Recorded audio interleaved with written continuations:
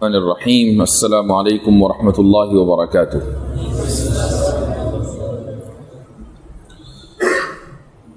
میرے لیے بڑی سعادت کی بات ہے کہ اس ادارے میں کہ جس سے میرا اور میرے خاندان کا قدیم تعلق رہا ہے یہاں حاضری ہوئی ہے اور متعدد بار حاضری ہوئی ہے بچپن سے اب تک۔ یہاں آنا اور پھر ان تاریخی درسگاہوں کی زیارت کرنا اور یہاں آپ حضرات کے درمیان موجود ہونا، یہ محض اللہ سبحانہ و تعالیٰ کا فضل اپنے اوپر سمجھتا ہوں، اور دعا گو ہوں کہ اللہ سبحانہ و تعالیٰ دین کی خدمت کے لیے مجھے اور آپ سب کو قبول فرمائے۔ جامعہ میں جو تحفظ شریعت کا شعبہ ہے اس کے تعلق سے وقتاً فوقتاً مجھے خبر ملتی رہی، واٹس ایپ کے ذریعے بھی، دیگر سوشل میڈیا کے پلیٹ فارمز کے ذریعے، کہ یہاں پر ماشاء اللہ اس تاریخی ادارے میں یہ کارنامہ شروع ہوا ہے۔ اور مجھے جس چیز سے بڑی خوشی ہوئی وہ یہ کہ یہاں طلباء نے نہ صرف یہ کہ ان موضوعات کے اوپر دلچسپی کا اظہار کیا بلکہ باقاعدہ سوالات بھی کچھ مرتب کیے ہیں، جو میں نے ایک مرتبہ کسی نے فارورڈ کیے تو وہ بہت بڑی تعداد میں سوالات تھے۔ ماشاءاللہ سوال کرنا نصف علم ہے اگر صحیح سوال کر لیا جائے۔ ایک موقع پر رسول اکرم صلی اللہ علیہ وسلم خطاب فرما رہے تھے اور آپ صلی اللہ علیہ وسلم سے صحابہ کرام کی عاشقی کا کچھ اس طریقے کا معیار تھا کہ آپ علیہ الصلاۃ والسلام سے وہ ہر چھوٹی بڑی بات پوچھتے تھے۔ آپ صلی اللہ علیہ وسلم کی جو ذات ہے وہ صرف یہ نہیں کہ وہ کسی قبیلے کے گویا کہ سربراہ ہو، نہیں، بلکہ وہ محمد رسول اللہ تھے، وہ اللہ کے رسول تھے اور پوری امت کی ذمہ داری آپ پر تھی۔ اب اگر ہر طرح کے سوالات کے جوابات دیے جائیں تو سارا ٹائم تو اسی میں گزر جاتا، تو اس لیے اللہ سبحانہ و تعالیٰ نے پابند کر دیا لوگوں کو کہ لا تسألوا عن اشیاء ان تبد لکم تسؤکم۔ آپ صلی اللہ علیہ وسلم پر یہ آیت نازل ہونے کی وجہ یہی رہی کہ سوالات بعض مرتبہ ایسے آتے تھے کہ جن کا علمی یا علوم نبوت سے کوئی تعلق براہ راست نہیں تھا۔ مثلا ایک صحابی نے یہ سوال کیا کہ یا رسول اللہ من ابی، میرا باپ کون ہے؟ تو آپ صلی اللہ علیہ وسلم اس وقت ناراضگی میں تھے اور کثرت سوال سے، تو آپ نے فرمایا کہ تیرا باپ فلاں ہے، اور یہ چیز مدینے کے معاشرے میں کسی کو معلوم نہیں تھی۔ تو جب آپ صلی اللہ علیہ وسلم نے پبلک میں یہ بتا دیا کہ اس شخص کا باپ فلاں ہے تو ظاہر ہے کہ ماں کو تو برا لگنا تھا۔ یہ ایک ایسی چیز تھی جو چھپی ہوئی تھی زمانہ جاہلیت سے، تو ماں نے اپنے بیٹے سے یہ کہا کہ تو نے آج مجھے اس طریقے سے رسوا کیا کہ کسی بیٹے نے اپنی ماں کو اس طرح رسوا نہیں کیا ہوگا۔ تو اس واقعے سے یہ پتہ چلتا ہے کہ سوال کر لینا صحیح طریقے سے یہ بھی ایک طرح کا فن ہے اور آدھا علم ہے۔ تو اگر آپ کے پاس سوالات کی ایک لسٹ مرتب ہے اور آپ ان سوالات کے اوپر کام کر رہے ہیں، تو جب آپ اس میدان میں، عملی میدان میں سامنے آئیں گے، لوگوں کا سامنا کریں گے، تو انہی میں سے کچھ نہ کچھ سوالات ٹکرائیں گے۔ جب امتحان آتا ہے تو ہم پرچہ حل کرتے ہیں پہلے ہی۔ ہمارے زمانے میں دارالعلوم دیوبند میں اس کا رواج تھا کہ بھئی چلو پرچے حل کر لو، تقریباً 20-25 سال کے پرچے تو ہم حل کر لیا کرتے تھے، تو اس میں سے 2-3 سوال آ جاتے تھے۔ تو اگر آپ کے پاس 1000-1500 سوالات ہیں اور آپ ان پر تیاری کر رہے ہیں تو انہی میں سے آنا ہے کچھ نہ کچھ۔ اب صرف یہ بات رہ جاتی ہے، علم تو آ گیا، اب یہ رہ جاتا ہے کہ آپ اس سوال کا جواب کیسے دے رہے ہیں، پریزنٹیشن کیسی ہے۔ اس وقت جو دور ہے وہ چیخنے چلانے کا نہیں ہے، یعنی دنیا جن مقررین کو پسند کرتی ہے وہ اس لیے نہیں کرتی ہے کہ وہ بہت چیختے ہیں چلاتے ہیں، بلکہ اس لیے پسند کرتی ہے کہ ان کے یہاں کانٹینٹ یعنی مواد ملتا ہے۔ تو اگر آپ اپنے کانٹینٹ کو، اپنے مواد کو صحیح طریقے سے عمدہ الفاظ کے ساتھ پیش کرنے میں مہارت رکھتے ہیں اور عصری تقاضوں کے ساتھ کے مطابق مثالیں پیش کرنے میں مہارت رکھتے ہیں، تو آپ کی بات سنی جائے گی، سمجھی جائے گی اور مؤثر ہوگی۔ لیکن اگر آپ کے پاس علم ہو لیکن عصری تقاضوں کے مطابق مثالوں کے ساتھ آپ اس علم کو پیش کرنے میں مہارت نہ رکھتے ہوں تو آپ کی بات میں وہ اثر انگیزی نہیں ہوگی. تو یہ جو دوسرا حصہ ہے یہ پریکٹس کے ساتھ آئے گا، لیکن اس کا جو آغاز ہے وہ یہاں سے ہوگا کہ آپ کو اس چیز کا پابند کرنا پڑے گا اپنے آپ کو کہ کبھی بھی غصہ نہیں کرنا ہے، چاہے کیسا ہی سوال آ جائے. اس کا مطلب یہ نہیں ہے کہ آپ اپنی رگ حمیت کو قربان کر دیں اور غیرت کو ختم کر دیں، ایسا نہیں ہے، بلکہ بعض مرتبہ یہ ضروری ہو جاتا ہے کہ حمیت دکھلائی جائے اور غیرت کا مظاہرہ کیا جائے، خصوصاً ایسے موقع پر کہ جب رسول اکرم صلی اللہ علیہ وسلم کی شان میں کوئی شخص گستاخی کرنے لگے. تو اب یہاں گفتگو بند کر دینی چاہیے. یہ بھی قرآنی کا حکم ہے کہ ایسے لوگوں کے ساتھ اٹھنا بیٹھنا ہی نہیں ہے کہ جو آپ صلی اللہ علیہ وسلم کی شان اقدس میں گستاخی کریں. تو گفتگو یہاں بند ہو گئی. لیکن اگر سامنے والا اس اصول کی پابندی کر رہا ہے کہ وہ اس وقت وہ آپ سے گفتگو کرنے میں دلچسپی رکھتا ہے، آپ کے خلاف دلیلیں دیتا ہے، وہ آپ کا رد کر رہا ہے، گستاخی نہیں کر رہا ہے، تو آپ اس کو برداشت کریں اور اس کو اس وقت تک جواب دیتے رہیں جب تک آپ کو یہ لگے کہ میرے جواب دینے سے سامنے والے کو فائدہ ہے.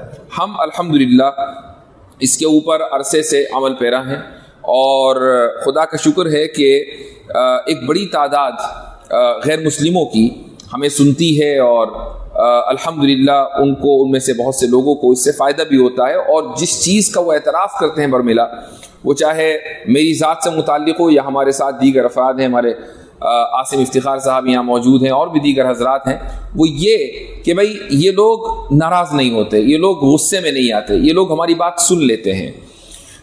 جب یہ ماحول آپ دیں گے تو سامنے والا خود آ کر آپ کے دین کے تعلق سے سمجھنے کی کوشش کرے گا. اس کی ایک حصی مثال لیجئے. تصور کیجئے کہ آپ نے ایک دکان کھولی ہے اور اس دکان میں آپ نے کچھ پروڈکٹس رکھے جن کو آپ کو فروخت کرنا ہے. اب اس کے دو طریقے ہیں. ایک طریقہ تو یہ ہے کہ آپ گھر گھر جائیں اور اعلان کریں کہ بھائی ہمارے یہاں دکان میں فلاں فلاں چیزیں بکتی ہیں اور آپ آئیں اور اس کو لیں. ہو سکتا ہے کہ آپ 100 دروازوں کو کھٹکھٹائیں گے تو 1 یا 2 آدمی ان چیزوں میں انٹرسٹ دکھائیں گے اور خرید لیں گے. اور ایک یہ ہے کہ پورے شہر میں یہ پتہ چل جائے کہ فلاں صاحب کی دکان ہے اور یہ سامان اگر اچھی کوالٹی کا ملے گا تو وہی ملے گا. تو آپ کو نہ ایڈورٹائز کرنے کی ضرورت ہے، نہ کہیں ہورڈنگز لگانے کی ضرورت ہے، نہ کہیں اخبار میں اعلان دینے کی ضرورت ہے، نہ سوشل میڈیا پر آنے کی ضرورت ہے. اشتہار کے لیے لوگ خود بخود جوق در جوق آپ کی دکان پر آئیں گے اور پروڈکٹس لیں گے. تو یہ ایک حصی مثال ہے. بالکل ایسے ہی ایک آدمی اگر دین کی بات کرتا ہے اور دین کی بات کوالٹی کے ساتھ کرتا ہے اور اس کی پریزنٹیشن صحیح ہے تو غیر مسلم جو دین میں دلچسپی رکھتے ہیں، اسلام کو سمجھنا چاہتے ہیں، وہ خود بخود آپ تک آئیں گے. ان کو وہ کوشش کریں گے کہ کس طریقے سے میں ان صاحب تک پہنچ جاؤں. بعض مرتبہ ایسا ہوتا ہے کہ لوگ ہفتوں ٹرائی کرتے ہیں اور اس کے بعد وہ ہم تک پہنچ پاتے ہیں. اور اگر کوئی شخص ایسا ہے کہ جو علم رکھتا ہے لیکن پریزنٹیشن ویسی نہیں ہے تو پھر وہ لاکھ کوشش کرے وہ غیر مسلموں تک نہیں پہنچ سکتا. تحفظ شریعت کا مطلب صرف یہ نہیں ہے کہ شریعت کے اوپر جو اعتراضات آئیں آپ ان اعتراضات کا جواب دے دیں. تحفظ شریعت کا مطلب یہ بھی ہے کہ آپ دوسرے لوگوں تک شریعت کو پہنچائیں، وہ لوگ کہ جو شریعت کے تعلق سے ناواقفیت یا جہالت کی بنا پر شریعت پر اعتراض کرتے ہیں. جب آپ نے شریعت کو ان تک پہنچا دیا اور اس کی اصلی صورت حال میں اور اچھے انداز میں پہنچا دیا تو وہ اعتراضات کبھی بھی ان کے ذہنوں میں جنم نہیں لیں گے.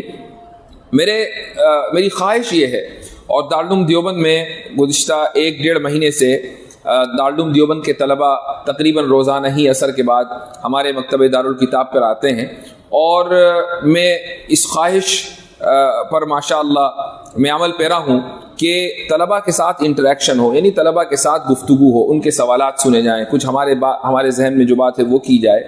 تو گزشتہ 1.5-2 مہینے سے جب میں دیوبند میں ہوتا ہوں روزانہ ہی عصر کے بعد یا مغرب کے بعد طلبہ کی ایک تعداد آتی ہے اور ان سے گفتگو ہوتی ہے. تو میری خواہش یہاں بھی یہی ہے کہ جو حضرات اس شعبے میں ہیں یا شعبے میں نہیں ہیں لیکن ان موضوعات کے اوپر دلچسپی رکھتے ہیں، فکری موضوعات پر، ان کے ذہن میں اگر کوئی بات ہے تو وہ یہاں رکھیں اور انشاءاللہ میری کوشش ہوگی کہ آپ کے سوال کا جواب دیا جائے انشاءاللہ تعالی.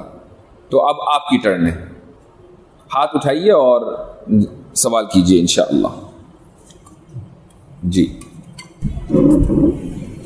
گزشتہ مرتبہ آپ سے ایک مرتبہ ابھی مذاکرہ ہوا تھا دیوبند میں، تو آپ نے کہا تھا کہ ارتداد کا ایک بڑا سبب مینٹل ٹراما ہے. تو اب آگے یہ پوچھنا ہے کہ اگر کسی کے بارے میں تشخیص ہو گئی کہ اس کے ارتداد کے پیچھے مینٹل ٹراما کا سبب کار فرما ہے تو اس کا علاج کیا کیا جائے؟ جی ہاں، سوال یہ ہے کہ ہم نے ایک موقع پر نہیں بلکہ متعدد مواقع پر اور تجربے کی بنیاد پر یہ بات کہی ہے کہ ارتداد کا ایک بڑا سبب، بلکہ میں کہتا ہوں کہ 60 to 70% مرتدین مینٹل ٹراما کی وجہ سے ارتداد اختیار کرتے ہیں اور دین چھوڑ دیتے ہیں۔ وہ کوئی بھی دین ہو، یعنی وہ ضروری نہیں ہے کہ اسلام ہو، یہودیت ہو، عیسائیت ہو، کوئی بھی مذہب ہو، وہ مینٹل ٹراما کی وجہ سے چھوڑتے ہیں۔ 60 to 70% کیسز اس طرح کے ہیں۔ یہ ایک رف ایسٹیمیٹ ہے۔ رف ایسٹیمیٹ کا مطلب یہ نہیں ہے، یہ ہے کہ ہم ایک جتنے لوگوں سے گفتگو کا موقع ملتا ہے ان میں سے ایک تعداد، بڑی تعداد ہمیں اس طرح کی ملتی ہے۔ ہم نے کوئی سروے نہیں کیا، ہمارے پاس کوئی پختہ ڈیٹا نہیں ہے، لیکن بہرحال صورتحال یہی ہے کہ اکثریت ان لوگوں کی ہوتی ہے۔ مینٹل ٹراما کا کیا مطلب ہے؟ مینٹل ٹراما کا مطلب یہ ہوتا ہے کہ بچپن میں یا نوجوانی کے دنوں میں کوئی واقعہ اس شخص کی زندگی میں ایسا ہو گیا کہ جس نے اس کے ذہن کے اوپر بہت زیادہ منفی نتیجہ مرتب کیا ہے۔ مثلا کسی کی ماں کا انتقال ہو گیا، کسی کے باپ کا انتقال ہو گیا، کوئی ایکسیڈنٹ اس نے دیکھ لیا۔ ابھی 1 سال پہلے میرا انگلینڈ جانا ہوا اور وہاں پر ایک علاقے میں گیا، ایک عالم تھے، وہ مجھے اپنے علاقے میں لے کر گئے، بریڈ فورڈ میں۔ تو بریڈ فورڈ میں ایک ہی خاندان کے 3 نوجوان، تینوں مرتد ہوئے، ان میں سے 2 مدرسے کے فارغ تھے اور ایک حافظ تھا۔ تو میں نے ان سے پوچھا، اتفاق سے وہ پڑوسی میں رہتے تھے اور میری تقریر تھی اس شہر کی مسجد میں، وہ تقریر میں بھی موجود تھے اور تینوں مرتد۔ تو مجھے بتایا گیا کہ یہ تینوں مرتد ہیں اور آپ کی تقریر میں موجود تھے۔ تو میں نے صاحب سے پوچھا کہ بھئی ارتداد قبول کرنے کے باوجود یہ مسجد میں نماز پڑھنے بھی آتے ہیں اور بیانات میں بھی بیٹھ رہے ہیں؟ تو مجھے بتایا گیا کہ والد چونکہ بہت سختی کرتے ہیں اور وہ زبردستی ان کو لے کر آتے ہیں، اور والد کی شرط یہ ہے کہ اگر میرے گھر میں رہنا ہے تو 5 نمازیں مسجد میں ادا کرنی ہوں گی۔ تو 1 سال سے یہ نماز پڑھنے آتے ہیں، خود بتاتے ہیں کہ ہم وضو وغیرہ نہیں کرتے ہیں، نماز یہاں پڑھ رہے ہیں آ کر، والد کی وجہ سے شرط پوری کر رہے ہیں تاکہ گھر کا سایہ ملتا رہے، سائبان ملتا رہے۔ غرض یہ ہے کہ ان تینوں کے تعلق سے میں نے معلومات حاصل کی کہ آخر کیا وجہ رہی کہ مدرسے کے ماحول میں 1 سال مسجد میں آ رہے ہیں، علماء کے بیانات سن رہے ہیں، لیکن اثر نہیں ہو رہا ہے۔ کیا وجہ ہے؟ کوئی نہ کوئی واقعہ ان کی زندگی میں ایسا ہوا ہوگا۔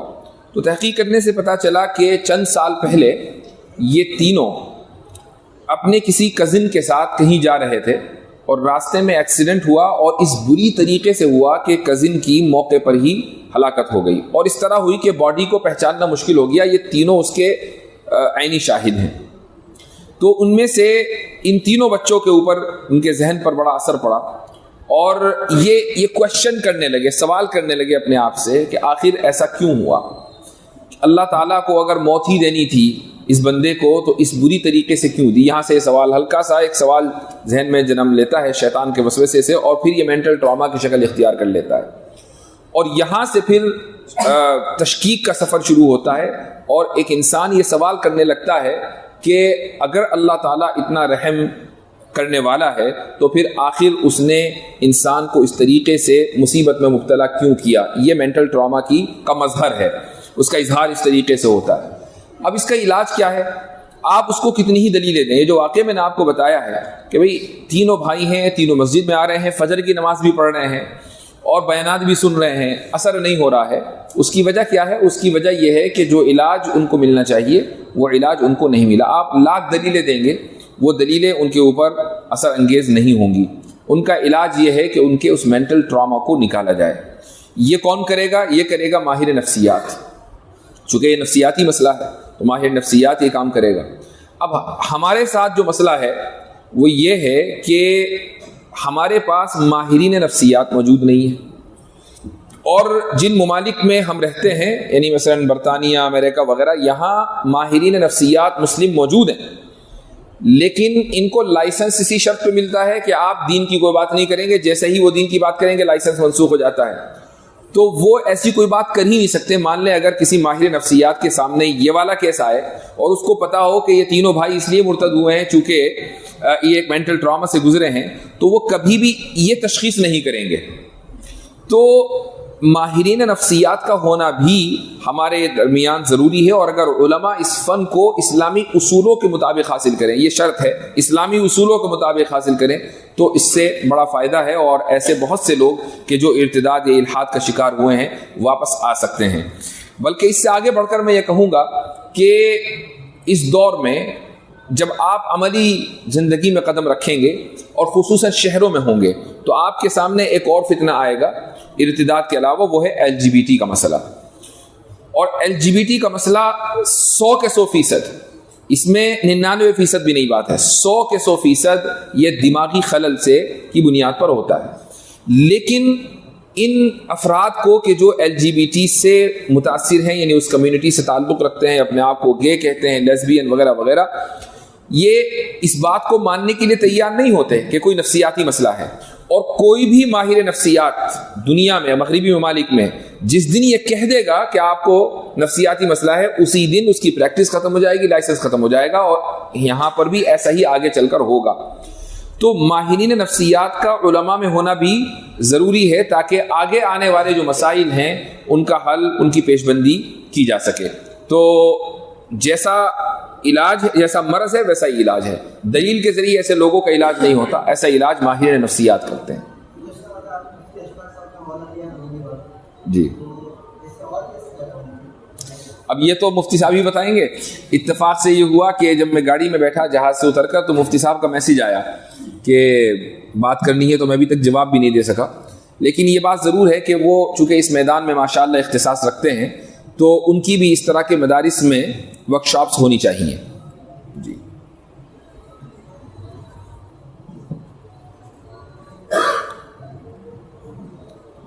جی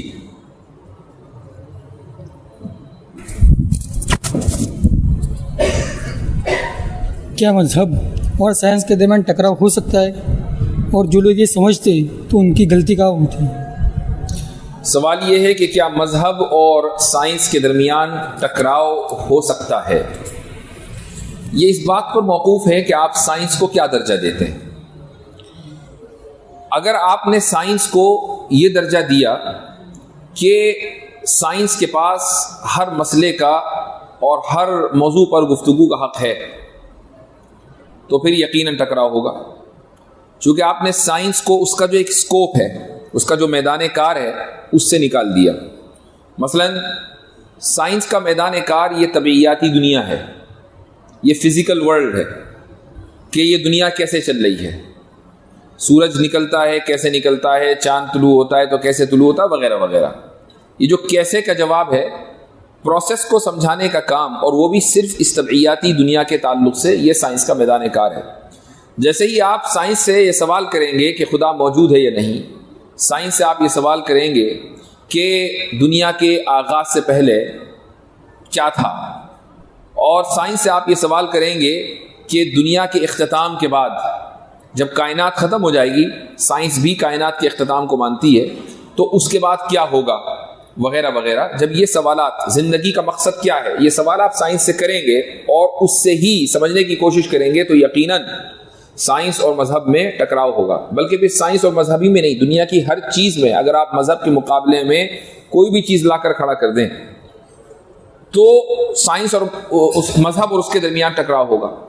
مثال کے طور پر آپ سائنس کی جگہ کوئی ویسے ہی رسم و رواج لے لیں، کھانا پینا لے لیں، اور اس کو آپ وہ اہمیت دیں جو مذہب کو دی جاتی ہے تو ٹکراؤ لازمی ہے۔ اسی لیے اس کو سائنس نہیں، سائنٹزم کہا جاتا ہے۔ یعنی ایک بڑی تعداد وہ ہے ان لوگوں کی ہے جو سائنس کو واقعی وہ درجہ دیتی ہے کہ اگر کوئی چیز سائنس کی بنیاد پر ان کے سامنے پیش کی جائے تو وہ تسلیم کریں گے، ورنہ نہیں کریں گے۔ تو وہ لوگ سائنس کا نہیں بلکہ سائنٹزم کا شکار ہیں، اور سائنٹزم غیر سائنسی رویہ ہے۔ سائنٹزم کیا چیز ہے؟ سائنٹزم یہ ہے کہ ہم کسی بھی چیز کی حقانیت، صداقت کو سائنس کی بنیاد پر جانچیں گے، یہ سائنٹزم ہے آسان لفظوں میں۔ تو اگر کوئی شخص سائنٹزم کا شکار ہے تو یہ غیر سائنسی رویہ ہے۔ یہ غیر سائنسی رویہ کیوں ہے؟ اس کی وجہ یہ ہے کہ سائنس کا جو منہج ہے، مختصر الفاظ میں بتا رہا ہوں، یہ ہوتا ہے کہ اگر آپ نے کسی چیز کا مشاہدہ کیا مثلا نیوٹن نے مشاہدہ کیا کہ سیب اس کے اوپر گرا. اب اس نے یہ غور و فکر کیا, اس کے ذہن میں یہ سوال آیا کہ یہ سیب جو اوپر سے نیچے گرا ہے یہ ایسا کیوں ہوا؟ یہ اوپر بھی تو جا سکتا تھا, یہ دائیں بھی جا سکتا تھا, بائیں بھی جا سکتا تھا. تو اس مشاہدے کی بنیاد پر اس نے ایک سوال اپنے ذہن میں پیدا کیا اور اس کا جواب تلاش کرنے کی اس نے کوشش کی. جب سوال اور جواب کا مرحلہ اس کے ذہن میں چل رہا تھا تو اس نے ایک ہائپوتھیسس کریٹ کی. ہائپوتھیسس کو کہتے ہیں مفروضہ. ایک مفروضہ اس نے کریٹ کیا گریوٹی کا کہ کشش ثقل ہے. اس کے بعد اس نے مختلف چیزوں کو لے کر تجربات کیے اور تجربات کرنے کے بعد ڈیٹا کلیکٹ کیا. ڈیٹا کلیکٹ کرنے کے بعد ڈیٹا انالیسس کیا. ڈیٹا انالیسس کے بعد پھر ایک تھیوری سامنے آئی. ٹھیک ہے, کوئی بھی سائنسی تھیوری اسی طریقے سے بنتی ہے کہ پہلے مشاہدہ ہوتا ہے, اس کے بعد پھر ہائپوتھیسس یعنی مفروضہ بنتا ہے, اس کے بعد تجربات ہوتے ہیں, ڈیٹا کلیکشن ہوتا ہے, ڈیٹا انالیسس ہوتا ہے اور اس کے بعد پھر تھیوری بنتی ہے. اس کا مطلب یہ ہوا کہ اگر کوئی بھی چیز اس منہج سے ہٹے گی تو وہ سائنسی نہیں ہے, اس منہج کے مطابق ہی وہ سائنسی ہوگی.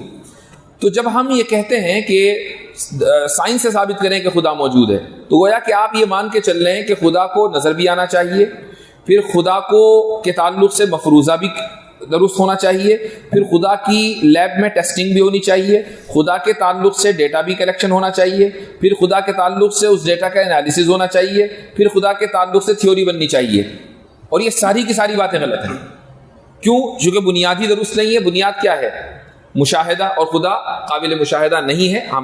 یعنی یہ ہماری کمی ہے, خدا کی کمی نہیں. یہ پورا مسئلہ شرح عقائد میں رویت کے تعلق سے آپ لوگ پڑھ چکے ہوں گے جو یہ کتاب پڑھ چکے ہیں. تو جب آپ سائنس کی بنیاد پر خدا کے وجود کو سمجھنے کی کوشش کریں گے تو گویا کہ یہ سائنٹزم ہے, اور یہ سائنٹزم غیر سائنسی منہج, غیر سائنسی رویہ ہے. ہاں, سائنٹزم اور مذہب کے درمیان ٹکراؤ ہے چونکہ سائنٹزم مطلقاً غلط ہے. جی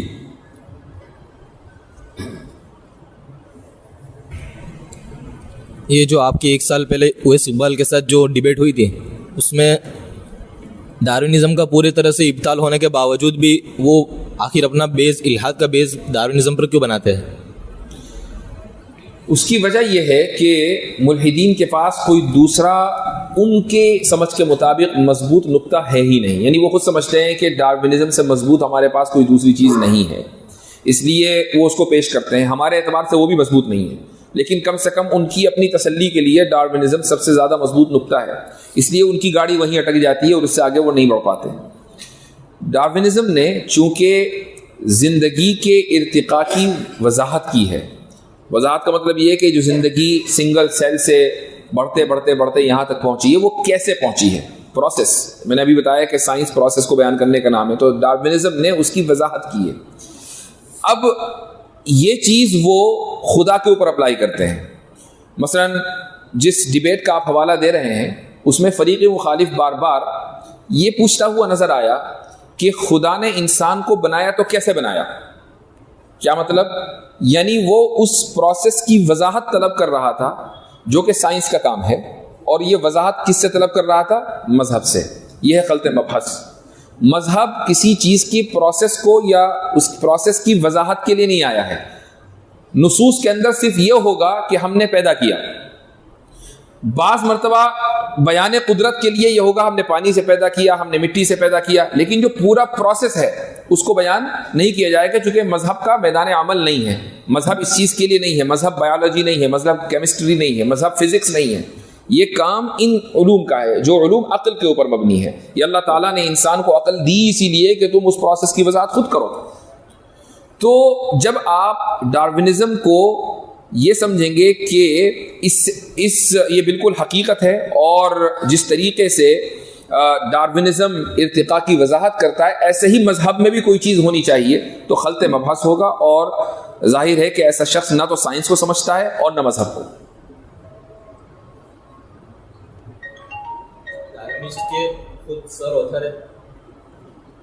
خود اس کو کہا کہ یہ ایک ثابت نہیں ہے. اس کے دوبارہ بولیں, ڈارونسٹ کے جو خود ڈارونسٹ ہے سر اوتھر, ہاں, تو وہ بھی کہہ رہے ہیں کہ یہ کوئی ثابت شدہ نہیں ہے. اس کے باوجود بھی دیکھیں ڈارونین ایوولوشن کے تعلق سے یہ کہا جاتا ہے کہ ابھی تک کی یہ سب سے زیادہ قابل قبول تھیوری ہے کہ جو لائف کی ارتقاء کی وضاحت کرتی ہے. کوئی بھی سچا مخلص ڈارونسٹ یہ نہیں کہے گا کہ یہ 100% حقیقت ہے اور اس میں کسی بھی طرح کی تبدیلی کی کوئی گنجائش یا تشریح کی گنجائش نہیں ہے. اگر وہ مخلص ہے سائنس کے تئیں اور وہ سائنس پر سچا پکا ایمان لایا ہوا ہے تو وہ یہ کبھی نہیں کہے گا. اور اگر وہ منافق ہے، منافق سائنس ہے، منافق فی سائنس ہے، تو پھر وہ اس طرح کی بونگیاں مارے گا، اس کو خود سائنس کا علم نہیں ہے. تو ارتقاء کے تعلق سے، ڈاروینی ارتقاء کے تعلق سے یہ مانا جاتا ہے کہ ابھی تک کی تاریخ میں ارتقاء کی وضاحت اس سے بہتر کوئی دوسرا نظریہ نہیں کرتا. اس کا مطلب یہ ہے کہ اس کی گنجائش ہے کہ ہو سکتا ہے کہ کل کو کوئی دوسری تھیوری آ جائے جو اس سے بہتر وضاحت کر سکے ارتقاء کی. جی غیر ملحد سے مباحثے کا طریقہ کیا ہوگا، طریقہ کار کیا ہوگا؟ غیر ملحد سے،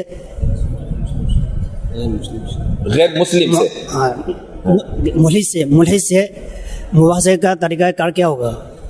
ملحد سے مباحثے کا طریقہ کار کیا ہوگا، یہ بہت عام سوال ہے اور یہ اس پر موقوف ہے کہ ملحد نے سوال کیا کیا ہے. لیکن ایک اصول ذہن میں رکھیے گا کہ ملحد کسے کہتے ہیں؟ ملحد کہتے ہیں منکر خدا کو، جو خدا کے وجود کا قائل نہیں ہے. وہ آپ کے پاس آتا ہے اور ادھر ادھر کے اعتراض وہ کرے گا. مثال کے طور پر وہ یہ کرے گا کہ اگر خدا قادر مطلق ہے اور رحمان ہے تو اس نے ایک بچے کو کیوں مارا، یا تو وہ قادر مطلق نہیں ہے، رحمان نہیں ہے، وغیرہ وغیرہ. یہ اعتراض کس پر ہوا؟ یہ اعتراض خدا کی صفات کے اوپر ہوا. یا مثلاً وہ اعتراض کرے گا قرآن کریم کے اوپر کہ قرآن کریم کی فلاں آیت سائنس کے خلاف ہے، فلاں آیت عقل کے خلاف ہے، وغیرہ وغیرہ. یہ اعتراض کس پر ہوا؟ خدا کے کلام کے اوپر. ہمارا جو منہج ہونا چاہیے، جو طریقہ کار ہونا چاہیے، وہ یہ کہ یہ سارے مباحث بات کے ہیں کہ خدا کی صفات ہیں یا نہیں، اور اگر ہیں تو کیسی ہیں، خدا کے کلام میں کوئی ایرر ممکن ہے یا نہیں، اگر نہیں تو کیوں نہیں. یہ سارے مباحث بات کے ہیں. پہلے تو خدا کے وجود کے اوپر گفتگو ہوگی نا. یعنی اگر آپ سورج کے وجود کے قائل نہ ہو اور یہ کہیں کہ سورج کی دھوپ کمرے میں آئے گی یا نہیں آئے گی، تو اس شخص کو احمقی کہا جائے گا کہ بھئی جب تم سورج کے وجود ہی کے قائل نہیں ہو تو دھوپ پر بات کرنے سے کیا فائدہ. تو جب ایک شخص خدا کے وجود ہی کا قائل نہ ہو تو پھر اس کو یہ حق نہیں ہے کہ وہ صفات کے اوپر اعتراض کرے، اس کو یہ حق نہیں ہے کہ وہ کلام الہی کے اوپر اعتراض کرے. ہاں چاہے وہ الزامی طور پر تھوڑی دیر کے لیے یہ مان لے کہ ہاں چلو ٹھیک ہے میں نے تسلیم کر لیا خدا موجود ہے، اب آگے بڑھیں. آپ اگر ہمارے مکالمے سنیں گے ملحدین کے ساتھ تو ہم شروعات یہیں سے کرتے ہیں کہ پہلے وجود پر بات ہوگی. ہم اس سے چاہے اعلیٰ سبیل تسلیم یہ کہلوا لیں کہ ہاں خدا موجود ہے، پھر ہم آگے بڑھتے ہیں، اس کے بغیر ہم آگے نہیں بڑھتے. اور ہم اس چیز کو فضول سمجھتے ہیں کہ قرآن کریم کی حقانیت پر کسی ملحد کے ساتھ گفتگو ہو جبکہ ہم یہ جانتے ہوں کہ وہ منکر خدا ہے. تو یہ بنیادی اصول یاد رکھیے گا.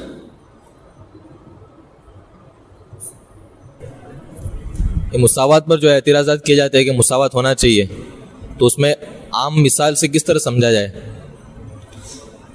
مساوات کے اوپر کے تعلق سے یہ کہا جاتا ہے کہ مرد اور عورت کے درمیان، ہے نا، مرد اور عورت کے تعلق سے کہا نا آپ نے، مرد اور عورت کے درمیان مساوات ہونی چاہیے. اس کا جواب آپ دو طریقے سے دے سکتے ہیں، جن میں ایک طریقہ درست ہے اور دوسرے کو میں غلط سمجھتا ہوں. جس طریقے کو میں غلط سمجھتا ہوں وہ یہ کہ آپ مساوات ثابت کرنے چلیں. آپ یہ کہیں کہ نہیں مساوات تو ہے اور اسلام میں تو عورت کا یہ مقام ہے اور فلاں مقام ہے، اور سامنے والا دو چار مثالوں کے ذریعے آپ کو 2 منٹ میں ڈھیر کر دے. وہ آپ سے وراثت کا ہی مسئلہ اگر پوچھ لے کہ وراثت میں عورت کو کم دیا جاتا ہے مرد کو زیادہ دیا جاتا ہے تو مساوات کہاں ہوئی؟ تو اس کا جو صحیح منہج ہے اور صحیح طریقہ ہے وہ یہ کہ آپ مساوات کے اوپر سوال اٹھائیں کہ پہلے یہ ثابت کرو کہ مساوات ایک اعلیٰ ترین اخلاقی قدر ہے. اگر یہ ثابت ہو جائے کہ یہ اعلیٰ ترین اخلاقی قدر ہے پھر ہم جواب دیں گے کہ یہ اسلام میں کیوں نہیں ہے. لیکن پہلے مرحلہ یہ ہے کہ آپ یہ ثابت کریں کہ اخلاقی اعتبار سے تمام مرد اور عورت کے درمیان ہر پہلو میں، ہر ذمہ داری میں مساوات ہونی چاہیے. پہلے اس کو ثابت کر دیا جائے اور صبح قیامت تک وہ اس کو ثابت نہیں کر پائیں گے. چونکہ اصل مساوات نہیں ہے، اصل عدل ہے، اور عدل کے لیے دو چیزوں کا یکساں ہونا ضروری نہیں ہے. دو چیزیں اگر مختلف ہیں تو ظاہر ہے کہ دونوں کو مختلف طریقے سے ہی ٹریٹ کیا جائے گا. یعنی اب اگر آپ اس ڈیسک کے اوپر پانی رکھا ہوا ہے، پانی کا گلاس رکھا ہوا ہے، اور اس میں اس کے نیچے ڈیسک رکھی ہوئی ہے، دونوں چیزیں الگ الگ ہیں، لیکن اگر آپ دونوں کو یکساں ٹریٹ کریں تو کبھی پانی کے اوپر، پانی کے گلاس کے اوپر ڈیسک بھی رکھ دیا کریں. اس کا الٹا بھی تو ہونا چاہیے نا پھر، لیکن اس کا الٹا کبھی نہیں ہوتا. کیوں؟ چونکہ پانی کا جو گلاس ہے وہ نازک ہے، ڈیسک مضبوط ہے، تو ڈیسک کو سپورٹ کرنا ہے، پانی کے گلاس کو نہیں. تو عورت نازک ہے اور مرد بالکل ایسا ہی جیسے کہ ڈیسک، یعنی وہ مضبوط ہے. تو اللہ تعالیٰ نے مرد کو یہ ذمہ داری دی ہے کہ وہ خاندان کو سپورٹ کرے، وہ تحفظ فراہم کرے. یہ عورت کی ذمہ داری نہیں ہے، چونکہ ان کے دل بھی کمزور ہوتے ہیں، ان کی جسمانی ساخت بھی ایسی ہی ہے. تو جب دونوں الگ الگ ہیں، ایک میں فطری طور پر قوت ہے، دوسرے میں فطری طور پر کمزوری ہے، ایک میں نزاکت ہے، دوسرے میں نزاکت نہیں ہے، تو دونوں کے درمیان مساوات کیسے ممکن ہے؟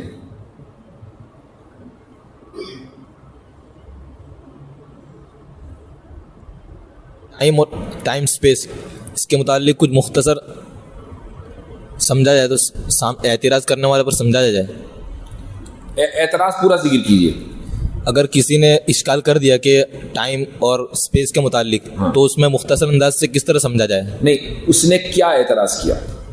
خدا نے ٹائم کو بنایا یا سپیس کو بنایا یا ٹھیک. سوال تخلیق کے اوپر ہوا. سوال دیکھیں عام طور سے یہ ہوتا ہے، اسی لیے میں جب سوال لیتا ہوں تو کوشش کرتا ہوں کہ سوال کی تنقیح پہلے ہو. اگر میں سوال سنتے ہی جواب دینے لگوں گا تو یا تو وہ جواب سائل کی توقع کے مطابق نہیں ہوگا یا غلط ہوگا.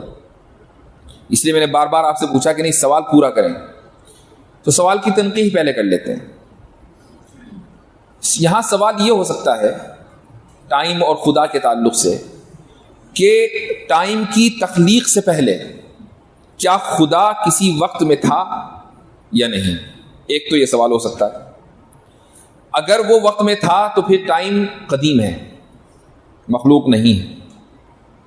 اور اگر وہ قدیم ہے تو پھر یہ تعدد قدمہ ہے، اور تعدد ذوات قدیمہ توحید کے خلاف ہے. تعدد صفات قدیمہ توحید کے خلاف نہیں ہے، تعدد ذوات قدیمہ توحید کے خلاف ہے.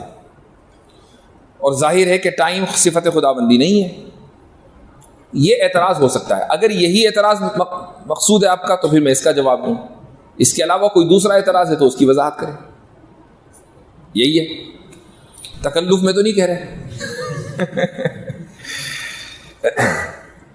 تو ٹائم کو ہم ایک شے مانتے ہیں، اور والشیء عندنا هو الموجود.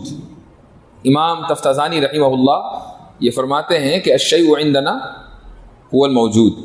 اشاعرہ کے نزدیک شے موجود کو کہتے ہیں. معدوم کے اوپر شے کا اطلاق مجازی ہوتا ہے، حقیقی نہیں ہوتا. تو زمان شے ہے اور زمان خدا نہیں ہے. یہ چیز بالکل بدیہی ہے اور اس کو ثابت کرنے کی ضرورت نہیں ہے. اب اللہ تعالیٰ کہتا ہے کہ ہم نے ہر چیز کو پیدا کیا، خلقنا کل شیء. تو جب ہم نے ہر چیز کو پیدا کیا تو زمانہ بھی مخلوق ہے. جب زمانہ مخلوق ہے تو ظاہر ہے کہ حادث ہوگا، اور جب حادث ہے تو خدا اس میں نہیں ہو سکتا، ورنہ زمانے کا جو کہ حادث قدیم ہونا لازم آئے گا، اور یہ اجتماع ضدین ہے. اب یہاں صرف یہ بات رہ جاتی ہے کہ زمانے کو پیدا کرنے سے پہلے خدا کس زمانے میں تھا، یہ بات رہ جاتی ہے. اس کا جواب یہ ہوگا کہ یہ سوال غلط ہے. اور یہ سوال اس لیے غلط ہے کہ جب ہم نے زمانے کو مخلوق مان لیا، حادث مان لیا، تو یہ کہنا کہ زمانے کو خلق کرنے سے پہلے، زمانہ اپنے وجود سے پہلے کیا تھا، یہ ایسا ہی ہو گیا. یہ بچہ پیدا ہونے سے پہلے کیا تھا، جس طریقے سے یہ سوال واہیات ہے اور ایک منطقی مغالطہ ہے، ایسے ہی وہ سوال بھی ہے.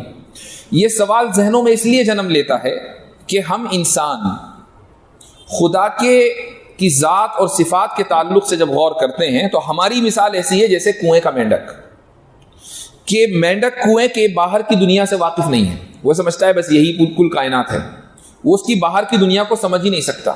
خدا کی ذات اور صفات کے تعلق سے ہمارا علم اتنا محدود ہے کہ خدا نے جتنا بتلایا ہے اتنا ہی سمجھا جا سکتا ہے، اس کے علاوہ نہیں سمجھا جا سکتا۔ چونکہ ہم زمان اور مکان کی حدود اور قیود کے پابند ہیں، اس سے ہم باہر نہیں نکل سکتے، تو ہم یہ سمجھتے ہیں کہ ہر موجود، خواہ وہ وجود اللہ ہی کا ہو، وہ بھی زمان اور مکان کا تابع ہے۔ تو یہ چیز ہمیں سمجھ میں نہیں آتی، تو یہ ہمارے جہل کا قصور ہے، یہ ہمارا قصور ہے کہ ہم خدا جو کہ لا زمان و لا مکان ہے اس چیز کو نہیں سمجھ سکتے۔ اس کا مطلب یہ نہیں کہ خدا کسی نہ کسی زمان و مکان میں ضرور بھی ضرور ہے۔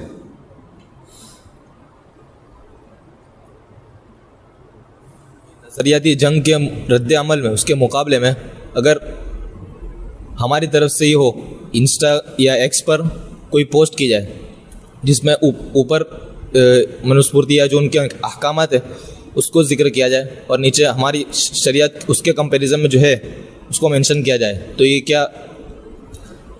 دیکھیں، یہ جو آپ فرما رہے ہیں وہ اس بات پر موقوف ہے کہ ماحول کیسا ہے۔ یہ ضروری نہیں ہے کہ ہر بات کا جواب فوری طور پر اسی انداز سے دیا جائے۔ ہم جن ملکوں میں رہتے ہیں، میں اپنی بات کر رہا ہوں، وہاں پر ان چیزوں کی بہت زیادہ آزادی ہے، اور دوسرے ممالک میں اس طرح کی آزادی نہیں ہے، بلکہ یہ چیز بعض مرتبہ نقصان دہ بن جاتی ہے۔ اس لیے میں نوجوانوں کو اور طلباء کو اس سے دور رہنے کا مشورہ دیتا ہوں۔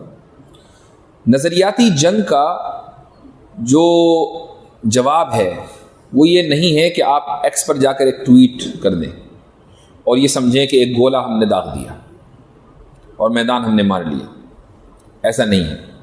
نظریاتی جنگ جو کی جاتی ہے وہ اس طریقے سے کہ آپ اپنے آپ کو ذہنی طور پر، علمی طور پر، فکری طور پر تیار کریں اور اتنے رجال پیدا کر دیں کہ جو گراؤنڈ لیول پر جا کر ان باتوں کا جواب دیں۔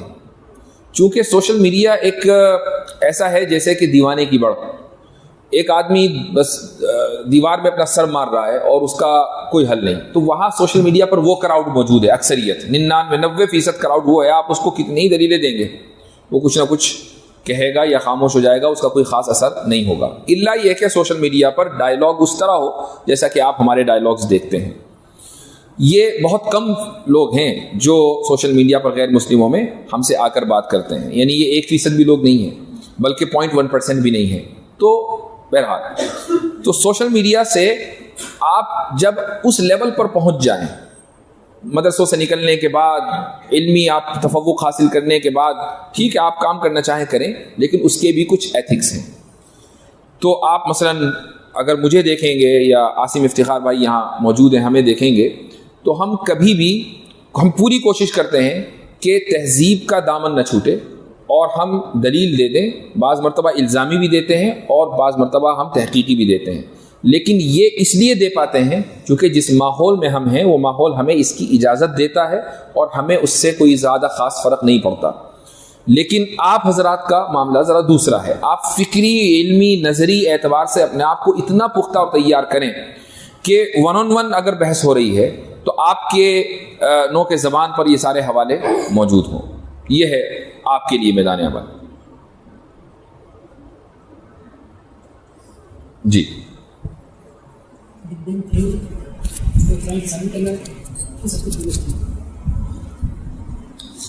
بگ بینگ تھیوری کو قرآن سے ثابت کرنا کس حد تک درست ہے؟ کسی بھی سائنسی تھیوری کو، آپ نے لفظ تھیوری بولا بگ بینگ کے ساتھ، تو اس کا مطلب یہ ہے کہ یہ ایک تھیوری ہے، اور یہ بھی میں آپ کو بتا دوں کہ 1929 میں اس تھیوری کو مکمل طریقے سے یعنی اس کے سامنے ہتھیار ڈال دیے گئے کہ ہاں چلو ٹھیک ہے، چونکہ 1929 میں ایڈوین ہبل کے ذریعے جو ٹیلیسکوپ تھی تو اس سے مشاہدہ ہوا کہ یہ کائنات پھیل رہی ہے۔ تھیوری تو پہلے آ چکی تھی لیکن 1929 میں اس پر مہر لگی ہے، اور اس وقت سے لے کر آج تک، یعنی یہ تقریباً 94-95 سال کا عرصہ ہو رہا ہے۔ اس عرصے میں سائنٹیفک سوسائٹیز دنیا بھر میں پھیلی ہوئی ہیں، خصوصاً انگلینڈ کی مشہور ہے، کتنے ہی سیمینارز ہو چکے ہیں جس میں اس بات کی سائنسدانوں نے کوشش کی ہے کہ اس تھیوری کو چھوڑ دیا جائے اور اس کے بجائے دوسری تھیوری لائی جائے جو کائنات کے قدیم ہونے کے کو ثابت کرے، یعنی کائنات کے حادث ہونے کو وہ پسند نہیں کرتے، مجبور ہیں، اگر ان کے پاس کچھ تھوڑے بہت دلائل ادھر ادھر سے مل جائیں کہ جس سے یہ تھیوری غلط ثابت ہو جائے تو یہ اسی دن اس تھیوری کو غلط ثابت کر کے چھوڑ دیں گے اور کائنات کے قدیم ہونے کے ماڈل کو اختیار کر لیں گے. تو کوئی بھی تھیوری جو سائنس کی طرف سے پیش کی جاتی ہے, چاہے 90 سال کا عرصہ لگے یا 900 سال کا, اس بات کے لیے ہمیشہ ذہنی طور پر تیار رہنا چاہیے کہ تھیوری آگے چل کر غلط ثابت ہو سکتی ہے. تو قرآن کی تشریح اور تفسیر اس طرح نہ ہو کہ کل جب سائنس بدل جائے تو آپ یہ کہیں کہ بھئی اب کیا کریں ہم, کیونکہ ہم نے تو قرآن کی تفسیر اس طرح کر دی تھی, تو اب یا تو آپ اپنی کتابوں کے اندر تبدیلی کریں, اور یا پھر لوگوں کو یہ کہنے کا موقع ہوگا کہ دیکھو سائنس نے قرآن کو غلط ثابت کر دیا. کرسچینٹی کا جو بنیادی مسئلہ ہے وہ یہی ہے کہ کرسچینٹی نے سائنس کو, مذہب کو سائنس کے تابع کر دیا تھا.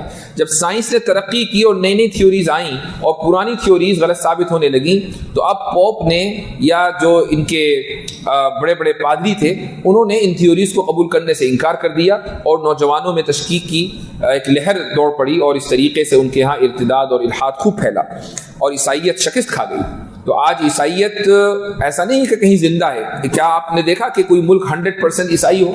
دنیا کا کوئی بھی ملک 100% عیسائی شریعت کے اوپر یا مسیحی شریعت کے اوپر عمل نہیں کرتا. دنیا کے سارے ممالک چاہے اپنے آپ کو, چاہے ان کے جھنڈے کے اوپر کراس بنا ہوا ہو, لیکن یہ سارے لبرل سیکولر ممالک ہیں, اور لبرلزم اور سیکولرزم کے سامنے سب کے سب سرنگو ہو چکے ہیں. اس کی وجہ یہی ہے کہ عیسائیت نے غلطی کر دی تھی.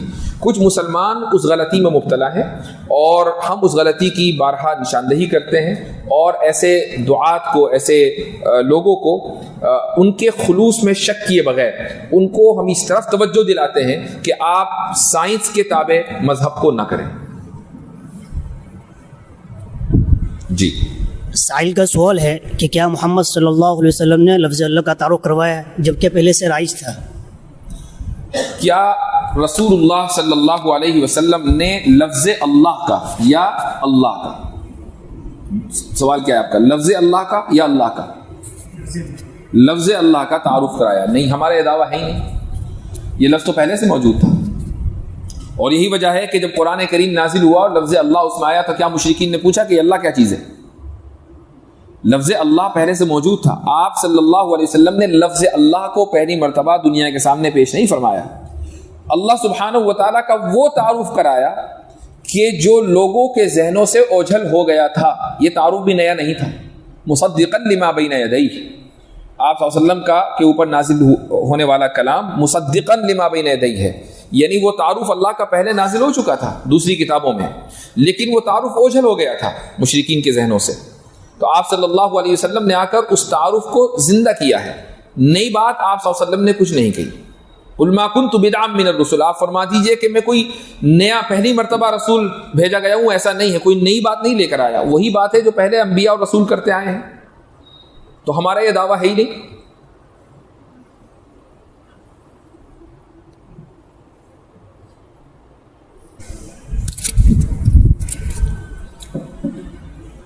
ہم ایک مسلمان دوسرے مسلمان کو اللہ تعالیٰ کے وحدانیت اور رزاقیت کو بتلاتا ہے کہ اللہ تعالیٰ رازق ہے, مالک ہے وغیرہ, لیکن اگر ایک غیر مسلم ہم سے سمجھنا چاہے کہ اللہ تعالیٰ کیا ہے تو اس کو کس طرح سمجھانا چاہیے؟ اگر کوئی غیر مسلم یہ سوال کرتا ہے کہ اللہ تعالیٰ کا تعارف کرایا جائے تو ہم کیسے اللہ کا تعارف کرائیں؟ اللہ نے اپنا تعارف جس طریقے سے کرایا ہے اس سے بہتر اللہ کا تعارف ہم نہیں کرا سکتے, اور وہ تعارف سورہ اخلاص میں ہے کہ قل هو اللہ احد اللہ الصمد. یہ جو لفظ صمد ہے یہ اہم ترین لفظ ہے, اور یہ اگر آپ نے غیر مسلم کو سمجھا دیا تو باقی ساری چیزیں خود بخود حل ہو جاتی ہیں. سمد کا مطلب کیا ہوا کہ وہ اس میں بہت ساری چیزیں, ایک سمندر ہے, وہ غنی ہے, محتاج نہیں ہے, کسی چیز کے اوپر موقوف نہیں ہے, ساری دنیا اس کے اوپر موقوف ہے. جب آپ نے یہ کانسیپٹ دے دیا کہ وہ ایک ہے اور وہ کسی پر موقوف نہیں ہے اور ہر چیز اس کے اوپر موقوف ہے, تو پھر یہ ثابت کرنا کہ وہ رزاق ہے, وہ غفور ہے, وہ رحیم ہے, وہ کریم ہے, وہ غفار ہے, قہار ہے, یہ ساری صفات ثابت کرنا بہت آسان ہو جاتا ہے. خالق ہے, یہ ثابت کرنا بہت آسان ہو جاتا ہے. تو خدا کا تعارف جس طرح خدا نے خود سورہ اخلاص میں پیش کیا ہے اس سے بہتر کوئی دوسرا تعارف نہیں ہے. اچھا, غیر مسلموں کا کیا مسئلہ ہے؟ غیر مسلموں کی الگ الگ کیٹیگریز ہیں.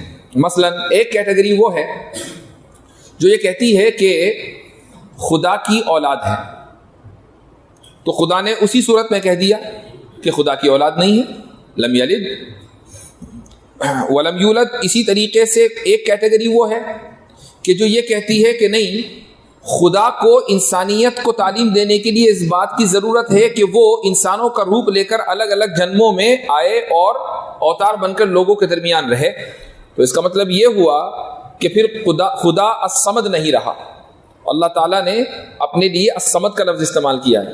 تو دیکھیں دنیا میں جو غیر مسلم ہیں وہ دو ہی بڑی کیٹیگریز کے ہیں، یا تو یہ کہ وہ عیسائی ہیں، ان کی تردید ہو گئی لم یلد ولم یولد میں، یا پھر یہ کہ وہ مشرکین ہیں، ان کی تردید ہو گئی احد اور الصمد دو کے ذریعے۔ اور اسی طریقے سے احد ہونا خدا کے موجود ہونے کا بھی متقاضی ہے، جو چیز ایک ہوگی وہ موجود تو پہلے ہوگی نا، ایسا تو نہیں ہے کہ آپ نے ایک ہونے کو ثابت کر دیا لیکن اب وجود میں اٹک گئے کہ وجود کیسے ثابت کریں، یہ تو ممکن نہیں ہے۔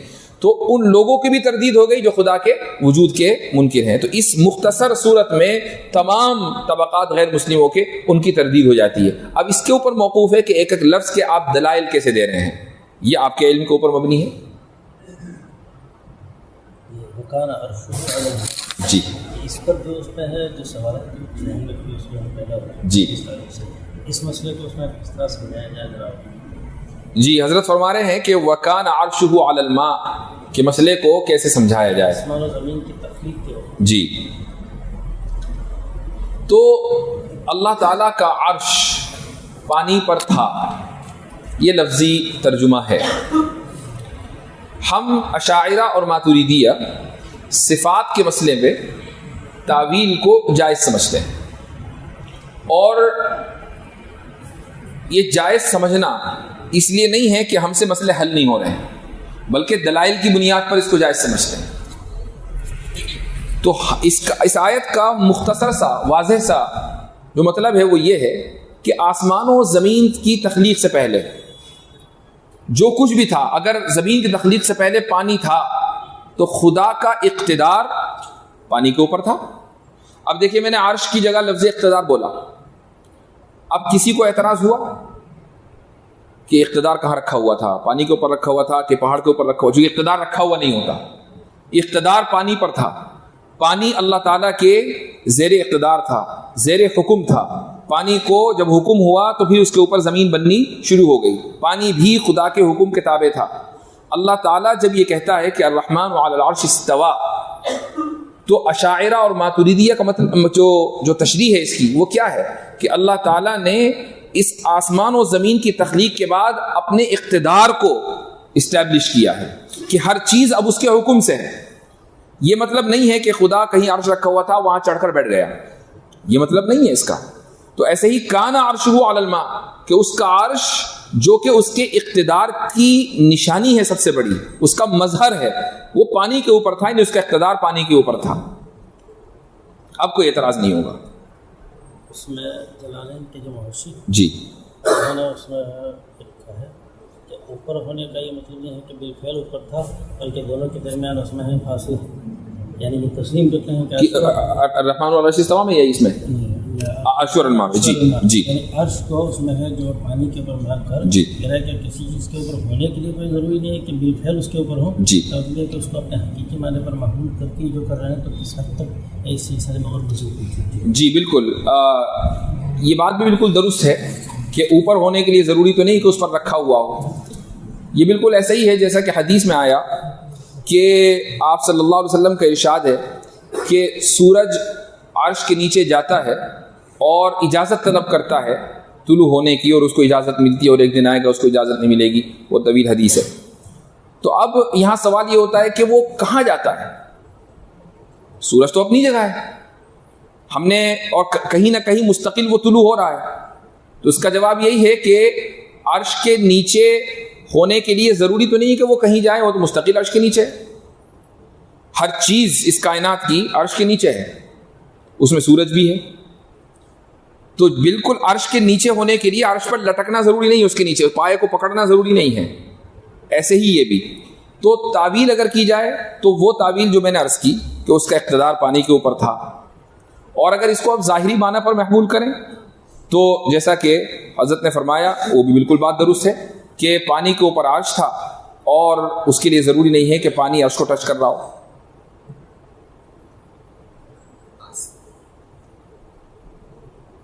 آسمان کے بارے میں کہا کہ اوپر ہے, تو یہ ایسٹ اور ویسٹ میں بدل جائے گا نا. آسمان کیا چیز ہے, اس کے تعلق سے انتباہات مفیدہ میں بھی اچھا کلام ہے, نفیس کلام ہے, حضرت تھانوی رحمہ اللہ نے اس پر ذکر کیا ہے. یہ ذہن میں رکھیے کہ لفظ سماع کا جو لفظ آیا ہے قرآن میں یا نصوص میں, یہ مختلف معنوں میں استعمال ہوا ہے. ہر وہ چیز کل ما علی, یہ آسمان ہے.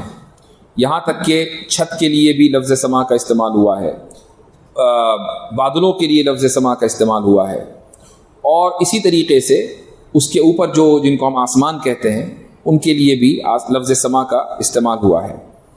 اب دیکھنا یہ ہے کہ اس کائنات کی ہر چیز اسفیریکل ہے. اسفیریکل کا مطلب یہ ہے کہ وہ جیسے بیضوی شیپ ہوتا ہے اس طریقے سے ہے. یہ دنیا بھی ایسی ہے, اس کے علاوہ جو سیارے ہیں اس نظام شمسی میں وہ بھی ایسے ہی ہے, جو ہمارا قریب ترین ستارہ یعنی سورج ہے وہ بھی ایسا ہی ہے.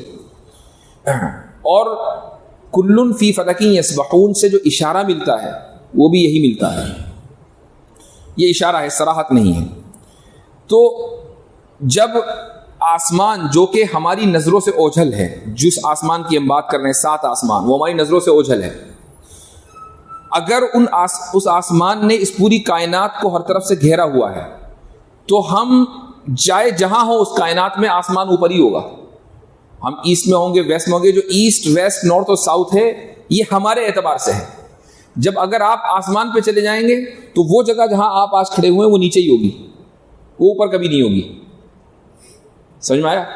تو جہاں یہ جو ایسٹ اور ویسٹ ہوتا ہے اس کی حقیقت کچھ نہیں ہے سوائے اس کے کہ یہ ایک یعنی یہ کہہ لیں کہ سبجیکٹیو ہے. سبجیکٹیو کا مطلب یہ ہے کہ میرا ایسٹ کسی دوسرے کا ویسٹ ہو سکتا ہے, میرا دایاں کسی دوسرے کا بایاں ہو سکتا ہے. ایسا نہیں ہے کہ جو چیز جو جہت میری دائیں ہے وہ سب کی دائیں ہیں پوری دنیا کی.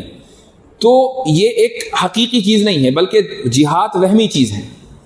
تو آپ ایسٹ اور ویسٹ جائے جہاں بھی جائیں یا جو بھی ڈائریکشن ہو یہ وہمی ہے, لیکن اس جگہ پر جس کو آپ ویسٹ کہہ رہے ہیں اس جگہ کو ذہن میں رکھ کر اگر آپ آسمان پہ چلے جائیں تو وہ جگہ ہمیشہ آسمان کے نیچے ہی ہوگی, کیونکہ آسمان نے چاروں طرف سے اس کائنات کو گھیرا ہوا ہے. بالکل ایسا ہی آپ امریکہ چلے جائیں, اور اس وقت ہم انڈیا میں ہیں, اور دنیا اگر گول ہے تو امریکہ کہاں ہوگا؟ زمین کے نیچے. ٹھیک ہے, زمین کے نیچے ہوگا. اور آپ کھدائی کرتے کرتے کرتے اگر ممکن ہو تو دوسری طرف امریکہ ہی نکلے گا. لیکن کیا ہم یہ کہیں گے کہ امریکہ ادھر ہے؟ زمین کے نیچے کہتے ہیں, یہ کہتے ہیں کہ نہیں ویسٹ میں ہے, چونکہ جاتے ادھر سے ہیں. تو اسی طریقے سے اس کائنات کو سمجھنا چاہیے, اور آسمان اس کائنات کو محیط ہے. یہ کیا کہ بغیر کسی ستون کے اس کو بنایا ہے, تو گول میں کس, یہ سمجھنا تو بہت آسان ہے. آپ یہ دیکھیں کہ ہماری اس دنیا کے باہر لیئرز ہیں, جیسے اوزون لیئر کا آپ نے نام سنا ہوگا. کیا اس میں کوئی ستون ہے؟ آج کل پورے انڈیا میں فاگی موسم چل رہا ہے, ہر جگہ فاگ ہے, دلی میں خصوصاً. وہ جب جہاز اڑتا ہے تو آپ کو لگے گا کہ آپ اس اسموک کے اندر سے ہوتے ہوئے جا رہے ہیں, اور 10-15 سیکنڈ کے بعد اسموک نیچے رہ جائے گا اور آپ اوپر رہ جائیں گے. وہ پورا ٹکا ہوا ہے, زمین کے اوپر نہیں ہے, بیچ میں ہے بغیر کسی ستون کے. تو بادل ہیں ٹکے ہوئے ہیں بغیر کسی ستون کے. تو جب بادل بغیر ستون کے ہیں, بخارات بغیر ستون کے ہیں, تو آسمان بغیر ستون کے کیوں نہیں ہو سکتا؟ اس کی مثال تو اللہ تعالیٰ نے کتنی ہمیں ہماری دنیا میں دکھلائی ہیں. یہ سوال یہ تھا کہ چھت کو اگر یوں کہا جائے کہ یہ بغیر ستون کے تو یہ بات الگ ہے, اور گول چیز کے متعلق یہ کہا جائے کہ یہ اندر ستون کے بغیر ہے. اگر چھت کو کہا جائے کہ بغیر ستون کے ہے تو یہ بات الگ ہے. کیا مطلب؟ یہ ایک معجزے کے طور پر. ٹھیک, دیکھیں یہاں پر یہ چیز سمجھنے کی ہے کہ کیا انسان کے لیے اس طرح کی کوئی چیز تخلیق کر دینا کہ جس میں کسی بھی چیز کا سہارا نہ ہو اور وہ بالکل گول ہو، ممکن ہے؟ سہارا نہ ہو اور وہ ویسے ہی ٹکی ہوئی ہو، مثلا انڈے جیسا کوئی شیپ آپ بنائیں گے تب بھی کوئی نہ کوئی سہارا اس کا ہوگا. کہیں بھی رکھیں گے آپ اس کو تو جو جگہ رکھی ہوئی ہے وہ سہارا اس کو دے گی. لیکن اللہ تعالیٰ نے اس پوری کائنات کو جو بنایا ہے تو وہ کسی چیز کے اوپر رکھا نہیں ہے. یہ جو دنیا بنی ہوئی ہے وہ کسی چیز کے اوپر ٹکی ہوئی نہیں ہے، وہ معلق ہے. اس کا معلق ہونا یہی معجزہ ہے جو انسان کے بس کے باہر ہے. انسان کسی ایسی چیز کی تخلیق نہیں کر سکتا کہ جو بغیر سہارے کے اپنی ایک معلق ہو. یہ اعجاز ہے اس میں، تخلیق میں. جی اسلام کا مطالعہ کرنا چاہتا ہے، کرنا چاہتا ہے، پہلے کہتے ہیں تاکہ کرنے کا اپنی اسلام کو ضرور ہے، تو اس کے مطالعے کے لیے ہندی یا انگریزی میں کوئی کتاب. غیر مسلم کون ہے؟ اگر وہ شخص بت پرست ہے اور وہ چاہتا ہے کہ اسلام کا مطالعہ کرے، اور اس کے لیے بہترین کتاب، بلکہ میں عام طور سے جو کتاب ریکمینڈ کرتا ہوں وہ حضرت مولانا منظور نعمانی رحمہ اللہ کی کتاب اسلام کیا ہے. تو یہ کتاب اچھی ہے غیر مسلموں کے لیے، اور بنیادی اس کے اندر معلومات ہیں اور حکمت کے ساتھ یہ کتاب لکھی گئی ہے. اس کو بتایا جا سکتا ہے. جی پیچھے آپ کا بھی کوئی سوال تھا؟ جی